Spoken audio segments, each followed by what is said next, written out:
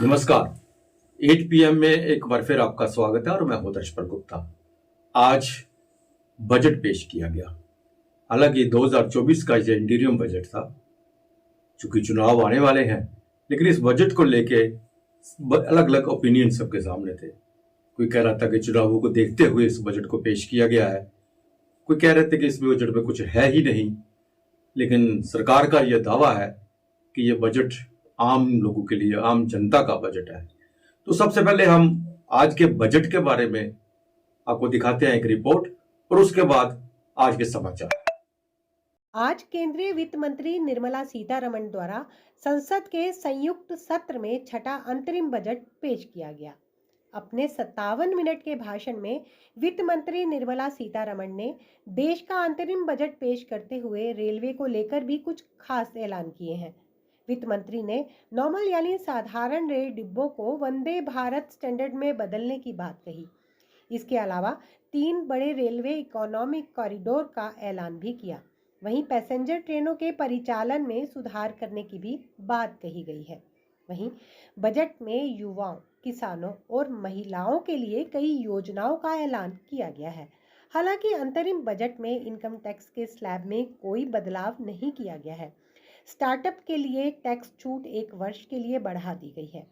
महिलाओं को आत्मनिर्भर बनाने के लिए लखपति दीदी योजना को विस्तारित करने का ऐलान किया गया है। वहीं अपना घर खरीदने या बनाने के लिए मध्यम वर्गीय लोगों की मदद करने की भी योजना बजट में शामिल है।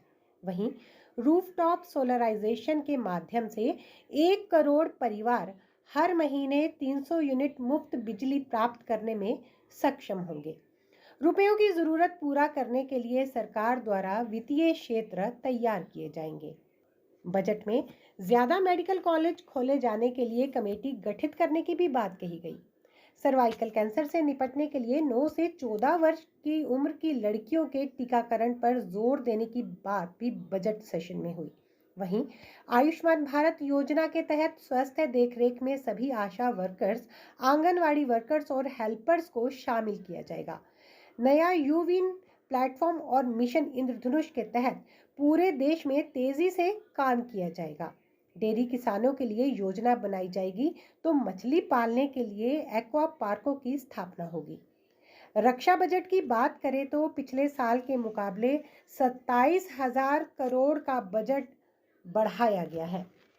जैसा कि पहले बताया गया है कि 1 करोड़ महिलाओं के लिए जो लखपति दीदी योजना है, उसे 2 करोड़ से बढ़ाकर 3 करोड़ करने का निर्णय लिया गया है।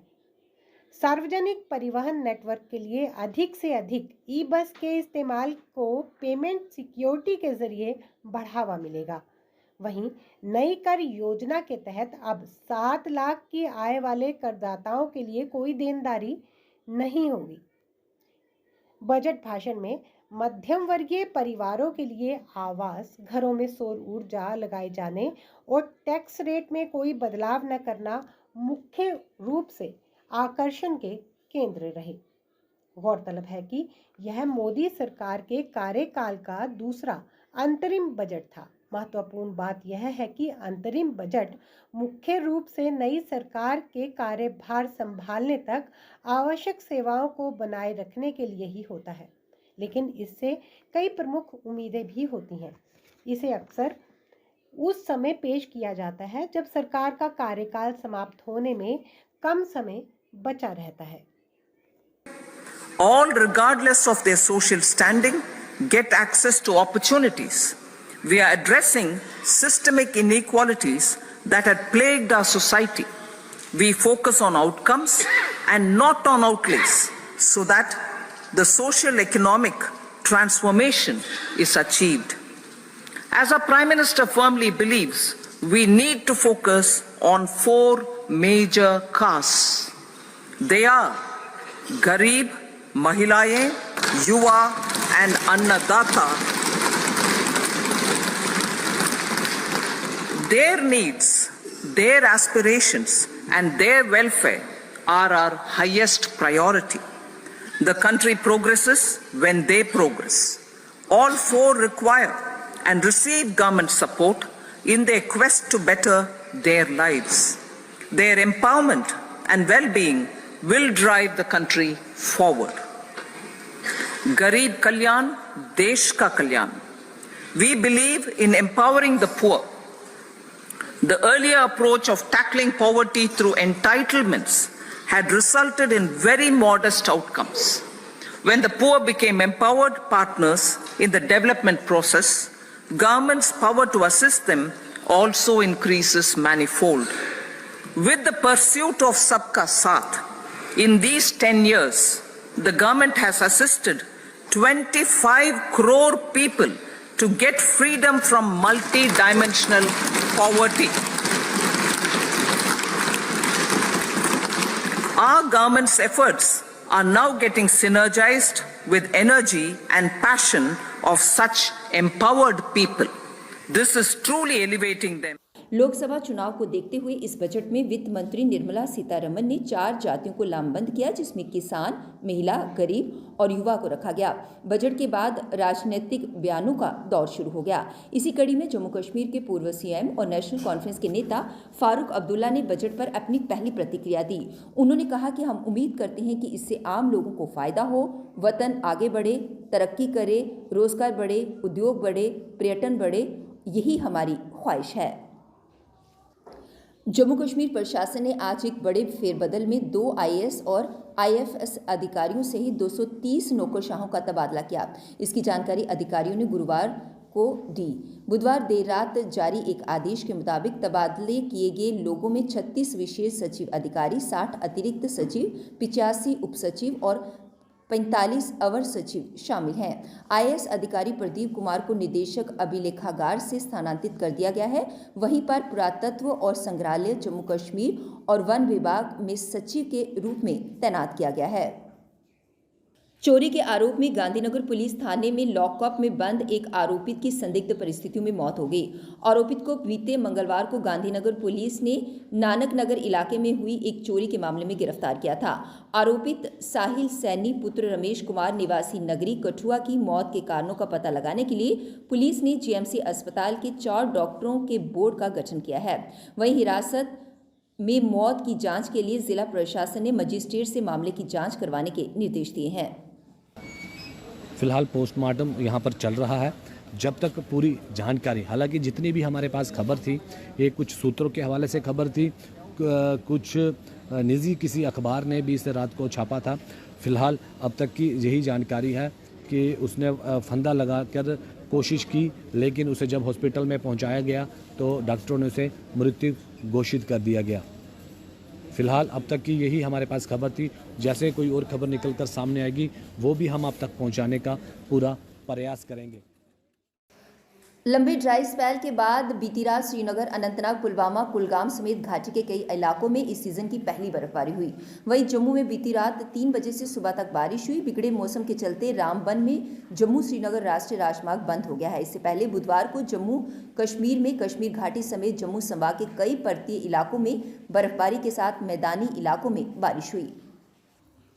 धर्मनगरी कटरा के त्रिकुटा पर्वत स्थित माता वैष्णो देवी के भवन पर बीती रात बर्फबारी हुई। बर्फबारी के बाद हर तरफ बर्फ की सफेद चादर बिछी नजर आई, जो भक्तों को स्वर्ग की अनुभूति का एहसास करा रही है। साथ ही जम्मू संभाग के उधमपुर में स्थित नत्थाटाप, पत्नीटाप सहित ऊंचाई वाले इलाकों में गुरुवार सुबह ताज़ा बर्फबारी हुई। वहीं मैदानी इलाकों में भी मध्यम से हल्की बारिश हुई। एक अधिकारी ने बताया कि माता वैष्णो देवी के भवन और उसके आसपास के इलाकों में ताज़ा बर्फबारी हुई है।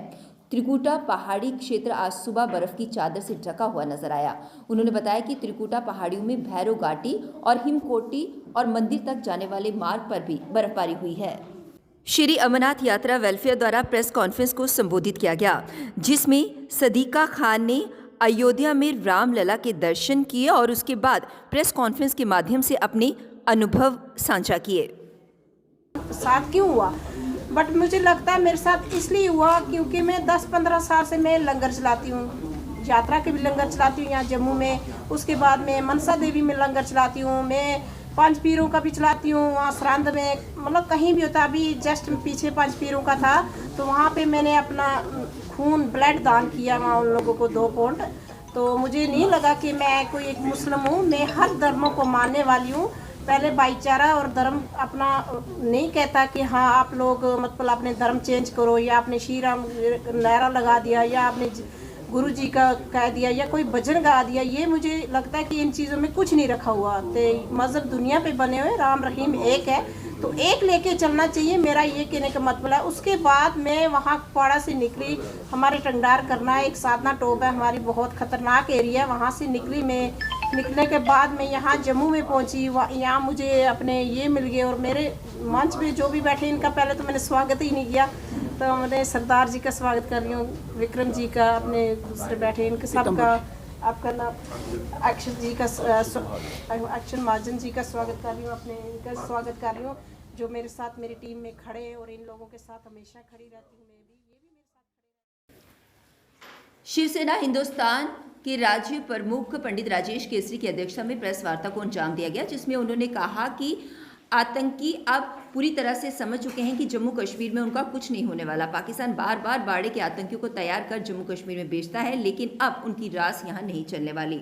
उन्होंने कहा कि ये बौखलाए हुए आतंकियों ने अब भाजपा अध्यक्ष रविंद्र रैना अथवा स्टेटहुड की मांग करने वाले सुनील डिम्पल को टेलीफोन पर धमकियां देना शुरू कर दी हैं, लेकिन इनकी धमकियां का कोई भी असर किसी पर नहीं होने वाला है।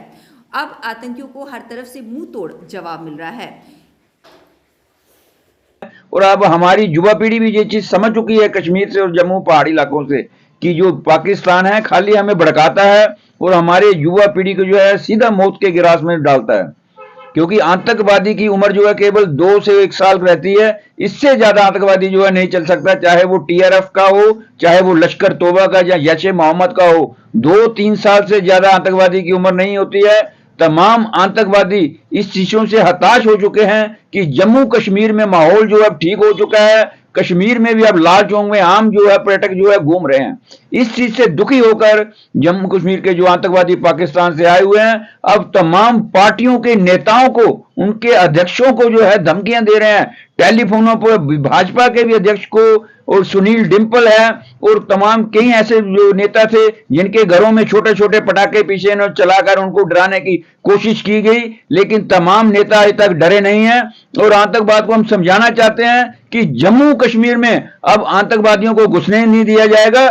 तमाम आतंकवादियों को जम्मू कश्मीर की पुलिस और सैनिक जो है सीधे गोली मार के ढेर किया जाएगा इनको। और जो बचे खुचे जो यहाँ के पागल आतंकवादी हैं, वे पागल कुत्तों की तरह घूम रहे हैं। उन पागल कुत्तों को जो है जेलों में नहीं बंद करने की जरूरत, ऐसे पागल कुत्तों को जो है वेटरनरी हॉस्पिटलों में डालकर उन्हें। तो कल 8 बजे फिर आपसे भेंट होगी, तब तक इजाजत दीजिए, नमस्कार।